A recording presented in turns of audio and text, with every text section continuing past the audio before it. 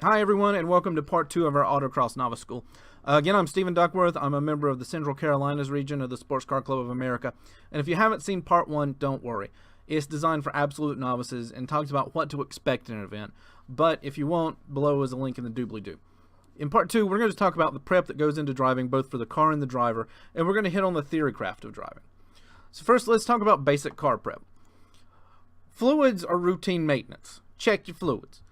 Do you have oil in the car? Do you have coolant in the car? Is your brake fluid a cozy shade of black, or is it still vaguely brake fluid colored? This is general stuff you should be doing anyway. Check your battery tie down. Even if it's a brand new car you just got off the dealer lot a week ago, you really need to check it. Ask me how I know. Everything loose needs to come out of the car. As I mentioned in part 1, if you don't have positive attachments for your floor mats, they're considered loose and they have to go too. Make your numbers readable at 50 miles per hour from 50 feet away. They should be at least 8 inches tall and the class letters at least 4 inches, with a size difference between the two so they don't run together. Nobody's using a tape measure to verify it, so just be sensible. They go on the doors, not on the windows, and please, please, please, please use contrasting colors. Blue numbers on a blue car is right out. Red on black or vice versa, also very, very bad. When you're just starting out, painter's tape works really well. It comes off easily, it's available in a wide range of colors, and it's cheap. Once you're more into the sport, I definitely recommend investing in a good set of magnets. And your tires. Inflate them. If you're running a softer sidewall tire, an all-season or something, you're going to need more pressure. Performance-oriented tires, like the current crop of 200 tread bar tires, generally are a stiffer sidewall and like less pressure, but it's easier to go over the pressure you think you need and then bleed them down in grid than it is to air them up once you're there. And remember, they are going to go up in pressure as you build heat on your runs. Even if you're not being ultra competitive and trying to keep your pressures optimal to chase every 10th of a second, you will get more life out of them if you monitor your tires and take care of them between runs with the tire pressure gauge. If you ever have questions about what tire pressures you should be running, just ask somebody, especially if they're running the same tire as you. They may not always be able to tell you what the optimal pressure is, but it should at least give you an idea if you're looking closer to 30 psi or 40 psi. Next, you and your car have to have a special relationship. You are a team and your car is your teammate. Do not blame your teammate. A horse is a horse, of course, but who rides is important, so you have to get in the mindset of, I need to drive faster, before you get into the mindset of, I need to change things on my car. I've heard it stated that autocross is 75% driver, 20% tire, and 5% setup. When you're just starting out, you have a lot to learn to put in that 75%. I've been doing this for almost a decade, and I'll admit I still have things to learn. Adopt the mindset of fix the driver first. Now, you can adjust settings on the car to make it a bit more drivable, make it not try to kill you, but you're not going to find vast swaths of time by turning knobs on shocks. You want to fix that driver and get better, you have to listen to what your teammate is telling you. Communication is the key to any relationship. You have 3 connections to the car: your hands, your feet, and your butt. The car doesn't talk back much through your feet, mostly just whether or not you've hit ABS. You'll get a good deal of feedback from your hands, even on power steering cars and tires that feel a bit numb. It's going to talk to you from there. But the most data you're going to get comes from the finely calibrated accelerometer you have in your butt. Your connection to the seat there will let you feel the bumps that upset the car. It'll let you feel when the car wants to yaw and rotate, when it transfers weight around, and just general dynamics of driving.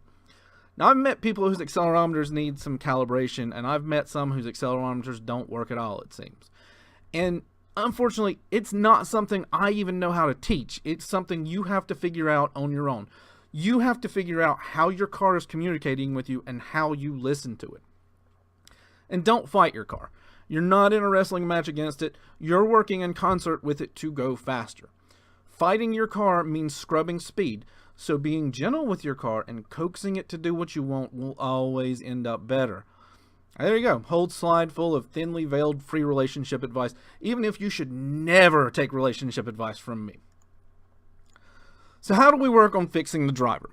The first thing you need to know is how to sit correctly in the car. You're not driving for comfort. You're not relaxing. You have to sit in a way that you can be responsive to the car's needs. There's some more free relationship advice. You're welcome.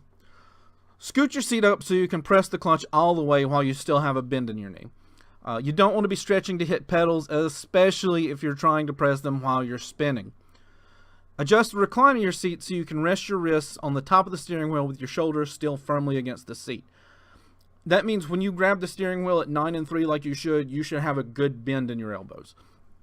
And this seems like something I really shouldn't have to say, but make sure you can stay over the steering wheel. You can use pillows or towels to position yourself in the seat better, under you, behind you, whatever. Or some people go as far as pouring custom foam inserts. So, here's the situation. You pulled out of your grid spot, you're headed to the start lines. Some cars have you stop near the timing trailer to let them read your numbers or to scan a barcode. So just pay attention to how things are running, how other people are doing it. And watch how these other people are lining up at the start. In the next part, we're going to talk about reading courses, and we'll get more into this.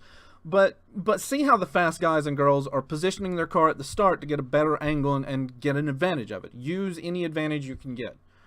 So once you pull up, a starter will help stage you at the right distance. Watch their hands. When they tell you to stop, stop. Now you're there. It's go time. Now would be a really, really good time to double check that you turned off traction control. If you ask around, everyone's going to have some, "Oh man, I threw away a great run because traction control was still on, bro," story. So give it a quick glance. Now clear your mind. Get your plan in your head. Think about the parts of your run you want to focus on. Get your head in the game. Put your hands at 9 on 3 on the steering wheel and get ready for the starter signal to go. Seriously, stop holding the shifter. It'll stay in gear by itself, or at least it should, and if it doesn't, you need to fix that some other time. Hands at 9 and 3, move them to shift, right back to 9 and 3. And finally, when the starter gets you the signal, it's not a 50s movie drag race where you're waiting on them to drop their arms. You don't have to start right then. Your time doesn't start until you cross those start lines. So once they tell you to go, take a deep breath, put your game face on, and go when you're actually ready. So now, let's get to actually driving. First and foremost, we're going to beat something into your heads through repetition. You will hear instructors and everyone else say this phrase a lot, so look ahead. This should be a general driving thing that they beat into your head back in driver's ed, but I know they didn't. You want to look as far ahead as you can and don't drive directly off the nose of the car. Now what that means is you need to find those elements that you have to worry about. Look at them, focus your eyes on them, and let your peripheral vision handle the rest. Sometimes, in order to look ahead on something like a 180-degree sweeper, you need to turn your head and find your exit. Your car has a windshield and side windows, and you need to use them. Turn your head, look out the side window if you have to. By the time you get to the cone, it's too late. You need to look at where you want to place the car and put it there before you get to it. Once you get there, staring at it doesn't fix anything. Staring at it doesn't make it move. I haven't found anyone yet that can do a Jedi mind trick and make the cone get out of the way and then back in the box just by staring at it.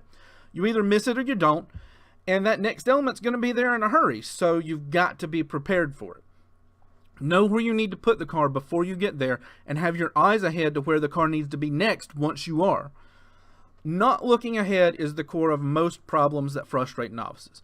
Getting lost on course, missing gates, driving the wrong side of slalom cones, every single one of them is rooted in not looking ahead. Look ahead, pick up your key elements before you arrive at them, and plan for putting the car in position before you're there. This is easily the single most important concept you will learn from this. Next driver fix, be early. Get your inputs done early. Brake in a straight line, then turn. I see a lot of people that go charging at corners. They'll turn in, and then they hit the brakes and expect something to happen. But it doesn't work that way. Best case scenario, you push like a dump truck, you finally get it slowed down to the point that the car will get a little bit of grip, and then you continue on. Worst case, you spin and you lose even more time. Now, we'll get to talking about trail braking shortly, but generally, get your braking done in a straight line before you turn. Once the car is turning, you have to start feeding in throttle again. This is one that Casino harped on me about so much when I started, and it helped me tremendously to put my mind to doing it. Getting back to throttle earlier is what separates champions from second place. The sooner you can accelerate, the more speed you can carry into and through the next section. Another thing you're going to hear a lot is the term backside. We're not talking about the place that you'll store that accelerometer.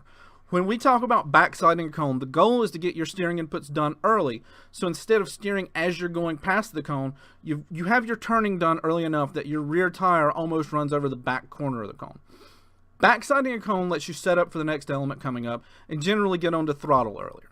And that brings us to acceleration zones. There is no thing in an autocross that can be referred to as a straight usually, so we'll call them acceleration zones. When we get to the segment talking about course walks and picking out these acceleration zones, we'll talk more about it, but it is absolutely vital to be able to maximize every acceleration zone you can find. And be early enough that you have time to set yourself up for what's next. You're looking ahead, right? So you should be able to pick out that next element and know where to put the car, right? Drive your plan and set yourself up for what's coming up. Now let's move on to some driving theory. There's a lot of math behind all this, but don't worry, we're not going to math. You don't need to know the math. I don't know the math. So I'm just going to hit on the basic general concepts that you do need to know. And we'll start with the friction circle. Essentially, a tire only has so much grip available to it, and it can only do so much at once. If we have a tire that has a theoretical 1G of grip, that means we can put 1G into acceleration, into braking, or into cornering. Now, we can get some combination of those together, but we can never exceed that theoretical 1G the tire can sustain. If you go into a corner, you turn in, and you're getting all the grip that that tire has available to it. Then you try to slow down, all of a sudden you're out here in La La Land, in the no-go zone, and that doesn't work. You have to balance out your inputs and keep the grip inside this friction circle, and you can do that by overlapping your braking when you turn in, which is the trail braking I mentioned earlier, and by overlapping your throttle inputs with dialing the steering wheel out. Now, one way to do that is to pretend that there's a string connecting your hands and your feet. When the steering wheel is straight or mostly straight, that string isn't holding your feet back and you have full use of the pedals. So let's say you get on the brakes hard and you put that tire right on its limit of braking. As you start to turn the steering wheel, that string needs to pull your foot off the brake so that you're keeping the tire within its friction circle. So it stays inside the friction circle, less braking as more turning goes in. Then as you start feeding in power, your foot on the gas is pulling that string and forcing you to dial steering angle out. So as you start feeding in, the steering angle has to go down so that you keep it inside that friction circle. Next, let's talk about weight transfer. Your car is sitting on springs at each corner, and that means the center of the mass and the weight of the car can move around. Every input you make sends the weight in one direction or another. And this weight transfer affects those friction circles we talked about, because the more you send weight and press down on that tire, the more you increase the level of grip available to it. And that is kind of the concept behind aero downforce. So imagine you're holding a toy car balanced on the tip of a pencil. As you accelerate, you send weight towards the rear, so you push down on the back. As you brake, you send weight towards the front, so push down on the front. Side-to-side movements do the same, so press on the sides. Now, when you drive, you have to manage that weight transfer in a way that you can use to your advantage without upsetting the car, and smooth inputs are a key to that. It's something that comes with experience and seat time. It's something you almost have to figure out on your own, but you have to understand the concept behind weight transfer before you can work on improving it. And very quickly, I want to talk about slip angle for one very, very particular reason. Slip angle is the difference between where your tire is pointed and where your tire is going. Generally speaking, all tires have an optimal slip angle that they work at, and for some, that's higher than others. But the common thing is that once they pass that slip angle, they don't work anymore. what this means to you is that when you go into that corner, charging in, and then you slam on brakes, you turn hard, the car keeps plowing straight forward, you have to do the most counterintuitive thing in the world and steer less. Yeah. When the car doesn't turn less. Once you've crossed the line and the tires are squealing and shaking because you're just scrubbing them across the pavement and ripping them to shreds, turning more does not help. Don't go full lock. Dial it out.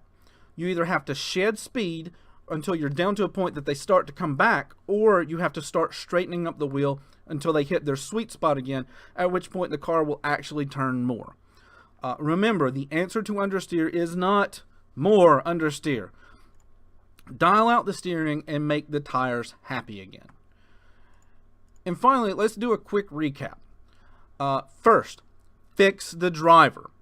Seat time is the best investment you can make into making your car faster, and it's going to follow you into any car you ever drive.